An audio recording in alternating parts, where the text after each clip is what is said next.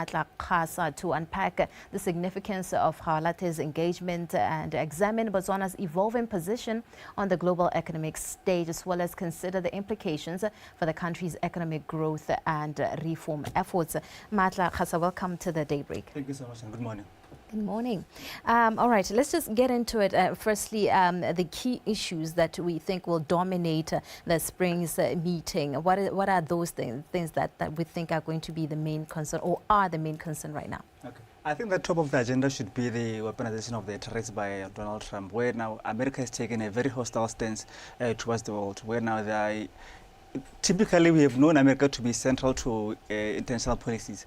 But now we are seeing that they have taken a very strong stance instead of actually being open more to trade. They are saying that they are going to introduce tariffs that are going to try and balance their imports and their exports. So I think that should be top of the agenda in the spring meetings. Right. Yeah. I think we can also speak to the strategic importance of Botswana's presence there at the World Bank and the IMF meetings. What is it? What are our positions there of with the twins that we call them the twins? What is going to be our position in the two there? I think that this meeting couldn't have come at a very perfect time. I think one of the most interesting things that America is the biggest funder to IMF. They contribute, they are the largest contributor, but also they hold the highest voting power. So America actually, by virtue of them being the largest contributor, it means that they also dictate the policy. So it means that as Botswana, we should be at the table where we are able to discuss these issues to America. So I think now, even the location itself, it's USA, it's in America, at the backdrop of these tariffs. I think that this is a platform that we need to really show our displeasure and probably even try and bring America to the table and say, look guys, I think this issue of tariffs, we need to really find ways to sort it. Right.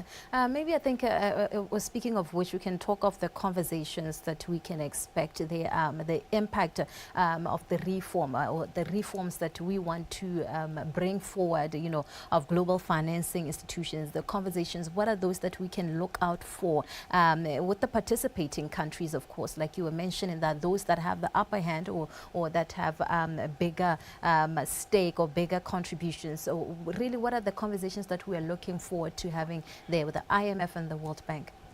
I think, if you remember, in February, one of the things that Minister Ndaba announced was that we have a budget deficit of 22 billion, which means, one, we need to really find alternative sources of borrowing. We need to borrow locally and also need to borrow internationally. I think one of the things that he's going to do is that he's going to try and source funds to try and really balance our payments. Because as you can see, diamonds also being another conversation.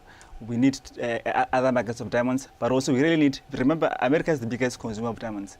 Which means we also need to really try and see if they can maybe lessen the ropes as much as these trades are concerned. I think those are the two main important topics. One, funding.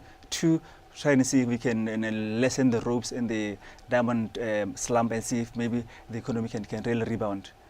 Yeah. Right. Now, speaking of which, even including other countries, like you're saying, diamonds are in play, tariffs are also in play. What are these new deals that we can expect countries to want to cut at these engagements, at these meetings, the IMF and the World Bank? Of course, we know that Botswana is not big with the IMF in terms of borrowing from the IMF, but given the current circumstances, the new things that we're seeing right now in the economy and the evolving economies, what really can we look out for in terms of cutting new deals? I think one of the things that we need currently is that, remember, one of the roles of the IMF is try to really help countries with technical assistance as far as really trying to restructure economies and create employment, things like that. I think one of the things we need is really, we need all the help we need. Because remember now, if diamond sales are in this current state, and also are also experiencing tariffs, it means that we're going to need all the help we need. So I see conversations being around what can we do to get out of the slump. Also, another thing is that, remember, America is also the biggest contributor in terms of like aid. So remember, we have a lot of aid that is going to health has been introduced. I think also this is going to be one of the things that is going to form part of the agenda of this discussion. So I think also one of the deals that we might look forward to is also maybe seeing other alternatives markets. Remember, 191 countries are going to be there. Your Europe, your Japan, your China. So it's also an opportunity for our minister to really have this backside conversations with ministers, with governors, to see if they can also lend a helping hand to us. As far as investments, we remember with the new administration, I think they have taken bold steps. They want to create employment. They want to raise capital to invest. So I think what they are looking forward to, and also maybe what we have to look forward to, is probably Minister Ndaba really forming mutually beneficial cooperations and partnerships with other countries that are going to be participating there. Right. Now, I think we're right in the same line right here. Let's speak about the investments now. What are those that we can believe can have potential benefits for Botswana? If we speak of the IMF and the World Bank and also other participating countries, what are the partnerships that we're looking forward to? You're speaking of lending hand, of course, or aids. I think as Africa now, we have come to a point where we've seen the impact or the negative impact of globalization, right? And we also want to go to this direction of saying, as Africa, we can also trade intra-Africa. We can also grow as Africa. We can grow and not rely on our foreign markets. So really, what are we going to be looking forward to in terms of bringing in investments, but still also remaining as nationals or as nations, countries with a backbone? I think that one of the things that maybe might come, or especially in key investment areas, I think energy, one of the things that I've seen with the new administration, that they are looking at opportunities in terms of like energy. Remember, I think also last month, Minister Ndaba went to Dubai, where he signed an agreement with one of the oil exporting companies to try and bring oil to Botswana.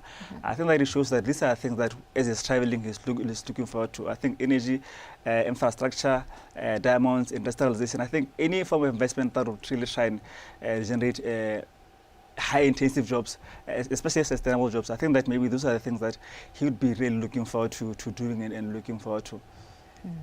All right. I think also we can touch on what we saw recently with Woody's, as well as what the World Bank also said just recently about how Botswana has now just slowed down in terms of economic growth. Of course, we have seen how diamond sales have been slowed down. So when these being the current news, when we speak of Botswana's economy, what is it that Botswana is expecting to gain in terms of physical and economic reforms, you know, post-engagement from these meetings? What is it that we can reap from these?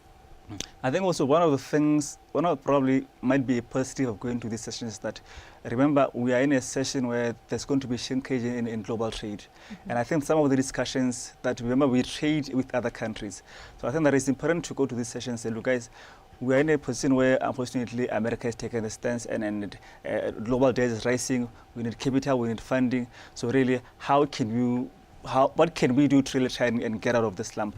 So I think that possibly the reforms that we might be looking forward to is really to see what kind of funding can we get, what kind of technical assistance can we get from both IMF and the World Bank. I think those are the things that maybe might be the things that might come out of these meetings. So really, reforms, funding, trying to see also if we can balance our payment. Remember, with diamond sales, one of the things that is coming out is that we are spending more than we are making. Which means now the reforms that are going to come has to come around restructuring our finance, but also making sure that in this current phase where diamond sales are slumping, we need a lot of external funding, because as you can see, even when unfortunately the economy is not performing, people have to be paid, salaries have to be paid, infrastructure has to be constructed, so we need all the funding. I think so one of the reforms that we need basically is fiscal adjustment and external finance assistance. Right. You know, from this conversation of today and also our previous conversation the last time you were here, I think what I hear you buttressing on is that we really need help as an economy of Botswana. Now, that being the case, really, and already Botswana, we know that even when we do the budget speech, even when we do our own reviews of our economy, we see that we are running at a deficit. And running at a deficit as an economy and still looking and seeking out for financial aid from outside. How is the future going to look like? Or what are those instruments that we need to put in place to make sure that really in the long run or short run, depending on the strategies that are put in place, what is it that we can do to make sure that we really recover, we ensure recovery is actually certain? Earlier on, I think you mentioned a very great point. Botswana has never taken a loan from the IMF. Yeah. But I think that we're in a position where you might have to. I think because we're in uncharted waters where now, unfortunately, we are even borrowing locally from pension funds, from BOP, UPF. And I think that, one, we going to have to explore all other opportunities that would maybe allow us to source funds. So I think I see us getting more funding from IMF for the first time. Remember, in Africa, only us, Eritrea, are the only countries that have never borrowed from the IMF. So I think I see ourselves really trying to source more funds from such organizations to try and balance our payments. I think I also see us trying to get as much as technical assistance from the World Bank in terms of like policy and then restructuring our economy. I think those are the kind of avenues that I see as maybe trying to forge and tap into. Right. Now, speaking of which, if we can also look at other countries, like you gave examples, Botswana is it'll be our first time if we actually get there. How do we ensure that that being the case, still we will manage to, or the instruments that you believe our government should employ to make sure that we govern our finances to the extent of full recovery? I think that one of the things we need is that we need to really exercise austerity. I think one of the things with our country is that I think we are very wasteful when it comes to like expenditure. You know, when we are in this position where diamonds are not performing very well, and also we find ourselves in this position where there's this trade imbalance and trade insecurity. One of the things we need to really find ways to use the little resources that we have. So I think that one of the things we're going to need is to see how the government is going to try and restructure their finances, how we spend, so that the little that we have goes a long way. Because also, one of the things that I believe is that before you can even go to borrow money, you have to really try and see how you can use the present resources that we have better. So I think that currently where we are very wasteful, very duplicative.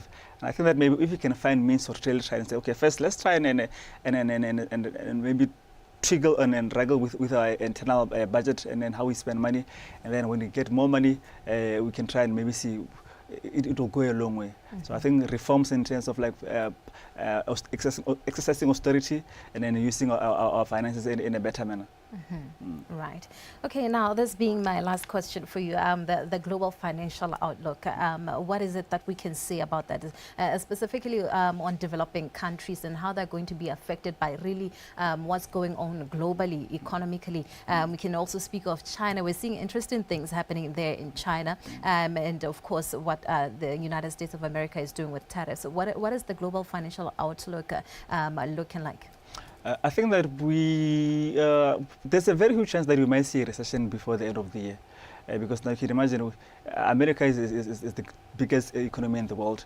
So now if they take a very hostile position towards the world, then ultimately, like we always say, when America sneezes, the whole world catches a cough. So we're going to see a recession. That's one. Two, we're going to see, I think, the emergence of new powers. Where now, unfortunately, America might not really be the superpower that we knew to be. Where China, Japan, and UK would also resurface. But also now the crazy thing about maybe IMF is that America holding the biggest voting power and also being the biggest contributor, it means that they are going to continue to still dictate policy. Which means that if they are, for instance, like I said earlier on, America contributes 171 billion to IMF, and also they hold the biggest voting bloc or the biggest voting power, which means they have the power to veto every decision that is taken. So we're going to see America still being able to dictate foreign policy and even global policy. We're going to see a shrinkage in global trade. We're going to see a recession, and I think we're going to find ourselves in very challenging positions, and also with African countries which are, like you said, mostly export-based.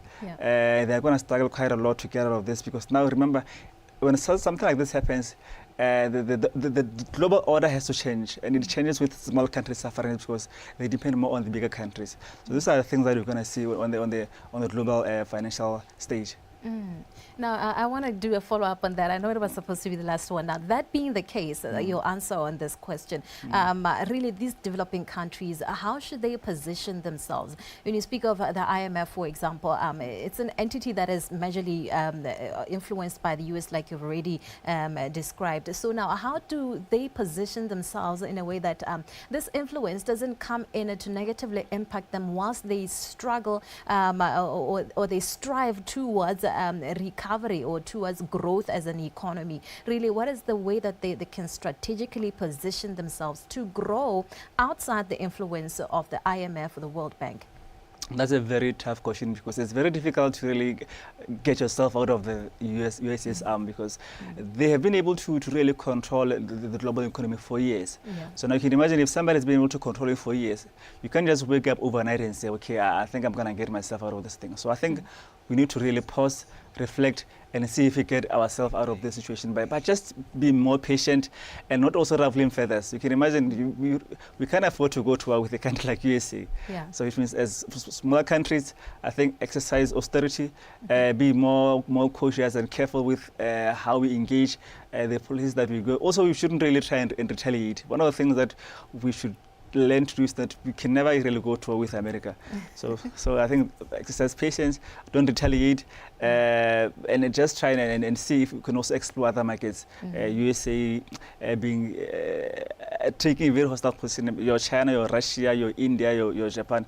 Those should be the other countries that maybe we can see if we can try and then work towards, but also like you're saying, intra-regional trade, and see that maybe we can then try and work with each other and sell to each other instead of like really focusing on the Western world. All right. Well, Maatla, Kgasa, thank you so much for your expertise this morning. Thank you for your time. Thank you so much. All right. That was a conversation with Maatla Kgasa, an economist, of course. We're talking really what's happening right now in the United States of America, the World Bank and the International Monetary Fund spring meetings. And of course, our Vice President and the Minister of Finance, Mr. Ndaba Gaolathe, is there. Of course, it's on Lanzu Week and Sarona. We'll give you more updates.